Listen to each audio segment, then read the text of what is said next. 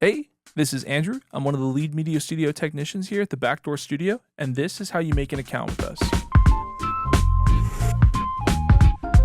Go to our reservations webpage at as.sdsu.edu/thebackdoorstudio/reservations and scroll down and click Create Online Account. Start by filling out your SDSU email address and creating a password.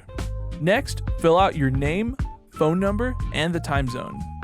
Finally, fill out that you are a student looking to reserve the Backdoor Studio areas and click Create an Account. Once the form is completed, one of our Media Studio technicians will respond back with an email as well as a code of conduct for you to sign. Once we've received your signed code of conduct, you will receive an email from us letting you know that your account has been activated. We will also send our user guidelines so you can familiarize yourself with our policies. You can now start making reservations for sessions at the Backdoor Studio. Thank you, and we look forward to having you in at the studio.